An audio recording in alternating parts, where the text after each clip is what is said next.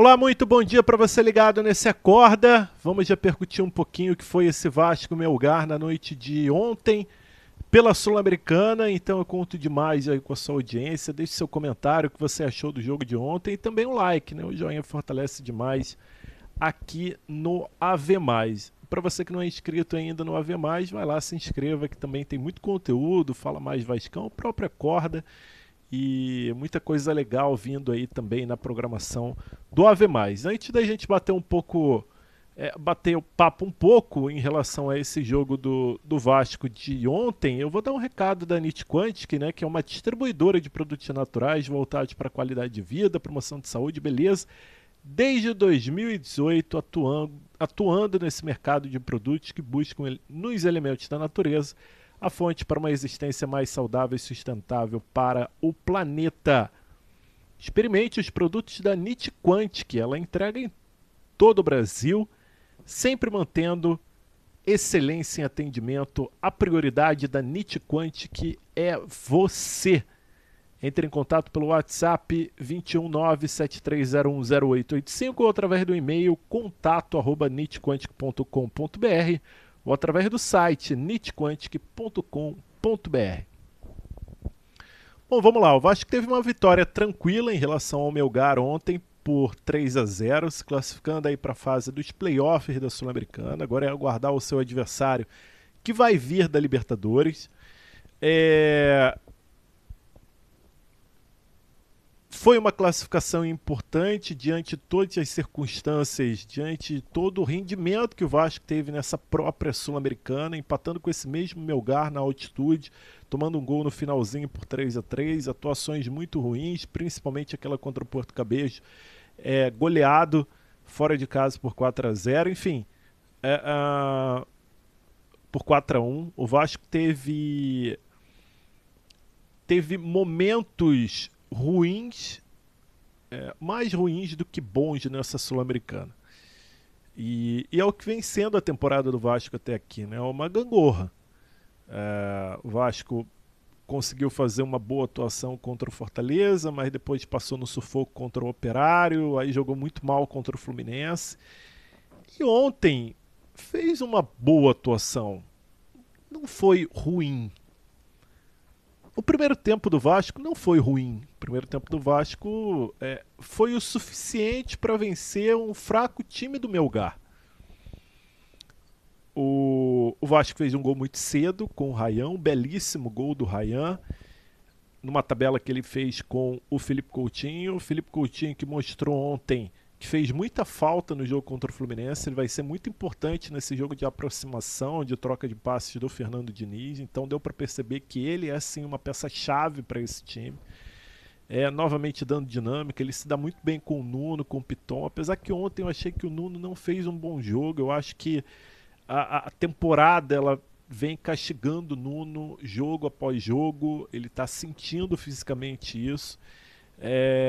Muito cansado, errando domínios bobos. Segundo tempo caiu muito de produção, mas é um jogador que vai ajudar muito o Vasco ainda na temporada. Felipe Coutinho fez um bom primeiro tempo. Ryan, dá para perceber a evolução desse menino com a chegada do Fernando Diniz, né? Um jogador que está mais confiante, está partindo para cima, está batendo no gol. O futebol dele a gente percebe que vem evoluindo, né? Com o Fernando Diniz, e ele mesmo já falou em algumas oportunidades, considera o Fernando Diniz um paizão, enfim. E a tendência é essa mesmo. A zaga do Vasco não teve tanto trabalho, apesar que o Léo Jardim fez duas grandes defesas, né? Chutes de fora da área, se não me engano, uma do Orzan, a outra eu não vou lembrar, eu acho que foi do Tandazo, se eu não me engano, eu acho que é esse o nome dele, eu vou até confirmar aqui, estou até com o meu caderninho aqui bem próximo de mim, mas eu acho que foi isso. Foram duas finalizações de fora da área, até porque tecnicamente não é um time do Melgar não é um time bom, né? É um time que coloca muitas bolas na área, principalmente com o Cabreira, com os seus laterais, e muito pobre, né, ofensivamente. Enfim, ontem o Vasco acabou ganhando de um adversário bem fraco. E assim, diante das circunstâncias, o Vasco fez o resultado como eu disse, suficiente e jogou o que tinha que jogar contra um adversário bem abaixo. Foi um chute do Tandazzo isso. E do Orzan foram lindíssimas defesas do Fernando Diniz. Fernando Diniz, olha, do Léo Jardim. Duas defesas de cinema, assim, algo de mão trocado. Muita gente questionou do lance dele, do Guga, né, no último jogo. O Léo Jardim, gente, é um grande goleiro. E vai falhar como todos os goleiros no futebol brasileiro falham. É muito difícil você ter um cara assim perfeito. Fernando Diniz, novamente, assim, meio que Fernando Diniz. Léo Jardim tem as suas dificuldades, mas é um excelente goleiro, né? E já mostrou em alguns jogos o quanto ele é importante para o Vasco. Mais uma vez ele foi nesse jogo contra o Melgar, duas grandes defesas. Mas no modo geral o Melgar não deu tanto trabalho. O segundo tempo, a queda de rendimento é nítido, mas isso a gente já vem falando em vários jogos. O time do Vasco peca fisicamente, é um time que cai muito do rendimento. A transição não acontece, primeiro porque o Vasco não tem jogadores para isso, e isso dificulta esse jogo de contra-ataque. O Vasco tinha muito espaço, principalmente no segundo tempo, porque o jogo já estava liquidado, né? Lembrando, o segundo gol do Paulo Henrique, mais uma boa trama do Vasco no primeiro tempo. O Paulo Henrique foi lá e fez o gol. E o terceiro gol do Verratti, mais um gol de primeira, né? O Verratti com um toque na bola, ele consegue um bom passe do Tietê. O Tietê que dá essa dinâmica, eu já tinha falado em outras oportunidades. Uma linda bola do Tietê e o Verratti foi lá e fez o gol. O segundo tempo normal, o time do Vasco já cai de rendimento por natureza. E não tem esse jogo de contra-ataque, porque no elenco não fornece isso. O Fernando Diniz está tendo dificuldade em relação a isso. Ele olha para o banco e novamente ele relaciona jogadores que não entram, né? Como é o caso do Jean Davi. Ontem até ele colocou o Benjamin Garrel, um grande apelo aí da imprensa e também dos torcedores de ver, né, como o Garré ia render nessa posição do Felipe Coutinho. Eu acho até que ele não entrou mal no jogo, mas o Vasco tem muita dificuldade de sair para esse jogo de contra-ataque. Errou muito, dando muita bola para o adversário. O Melgar deve ter passado aí na casa de 60% de posse de bola. Mas o Vasco foi cozinhando o jogo, depois ele colocou o Alex Teixeira, ele foi substituindo, foi colocando o Alex Teixeira, o Garré, Matheus Carvalho também entrou ontem, enfim. Eu particularmente não gostei do segundo tempo do Vasco, foi muito abaixo do primeiro tempo. Um time que sofreu ali muitas saídas de bola erradas, com o Piton, com o próprio Paulo Henrique, apesar que ele fez um belo gol. Enfim, a zaga também, os lançamentos do Léo Jardim me incomodam um pouco. Quase sempre não ficam com o Vasco esse chutão do Léo Jardim. E o que me chamou a atenção também foi a não saída do Verratti no jogo. Eu não estou falando isso porque o Verratti tem que sair, porque ele não estava dando... Não é nem isso, é uma questão de poupar o jogador realmente. O jogo já estava liquidado. A primeira etapa o Vasco conseguiu liquidar o jogo e assim, acho que seria interessante você tirar o seu centroavante e, sei lá, uma tentativa de botar o Ryan ali mais centralizado e ele poder ver esses jogadores que ele tem.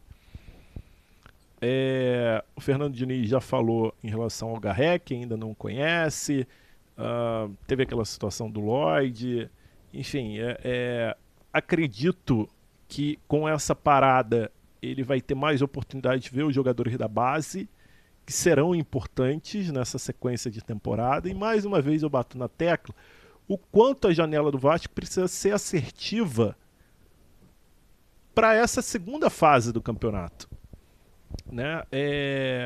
Eu concordo com o Jean quando ele fala, cara, uns 2, 3 jogadores ali pontuais, certos, caras incontestáveis, como foi o caso do Nuno, O Vasco tem condições de fazer um campeonato ok, sem sustos. E diante de todo o cenário que vive o Vasco, teve a notícia do Ramon Dias, né? O Vasco acabou perdendo na FIFA em relação ao processo do Ramon Dias. Que bom que o Transferban caiu, né, a questão do Transferban. O Vasco vai poder inscrever jogadores, o que foi um alívio, e realmente a principal notícia do dia, mais do que a vitória do Vasco em cima do Melgar. A necessidade do Vasco fazer uma janela assertiva, principalmente dentro de um cenário muito turbulento, e a gente fala financeiramente também. Então, o Vasco conseguindo ali uns 3 jogadores pontuais, principalmente jogadores de velocidade, talvez um zagueiro mais experiente, para dar condições, até mesmo do Fernando Diniz, poder variar com esse time durante a temporada, e o Vasco passar a ter uma condição mais tranquila, né, na competição, e a gente está falando principalmente do Campeonato Brasileiro, quem sabe conseguir ir avançando ali na Copa do Brasil e na própria Sul-Americana. Eu acho que vive um momento muito conturbado, novamente de um cenário político muito nebuloso, de recuperação judicial, do potencial construtivo, da venda da SAF. São muitas coisas que não tem como, afetam no dia a dia do departamento de futebol, no dia a dia dos atletas. É claro que não é o elenco dos sonhos, não é o elenco que a gente gostaria, não é o elenco que a gente confia, né? O Vasco é capaz de fazer um grande jogo contra o Fortaleza, depois de um péssimo jogo contra o Fluminense e um péssimo jogo contra o Porto Cabedelo. Não sabemos como vai ser contra o Bragantino, qual Vasco entrará em campo, e uma grande discussão também, né? Quem vai entrar no lugar do Hugo Moura, né? Tem essa também. O Jair foi bem no jogo contra o Melgar. E aí? Vai ser ele? Tem todo esse imbróglio aí contratual do Jair, de não de ser oferecido para outros clubes, enfim, de não chegar no tal de 7º jogo, tem um salário muito alto. Fernando Diniz já disse que conta com ele. Então essa situação do Jair também me chama muita atenção, e a gente vai ter uma resposta, mesmo essa diretoria falando pouco, né? Mas a gente vai ter uma resposta em campo em relação ao Jair. Se o Jair entrar, significa que o Diniz e o departamento de futebol do Vasco entendeu que ele faz parte do elenco para a temporada. Bom, como eu disse aqui em outras ocasiões, são muitos questionamentos, poucas respostas, e a gente vai tocando o barco, né? Ontem o Vasco fez um jogo suficiente para vencer um fraco Melgar, se classificar, mas a gente sempre fica naquela, como é que vai ser contra o Bragantino? Pelo segundo tempo de ontem, não me agrada, mas vamos ver. Sábado é um outro capítulo, é uma outra história. Valeu, gente. Comenta aqui o que você achou do jogo. Deixe seu comentário, deixa o like também. Valeu, até a próxima.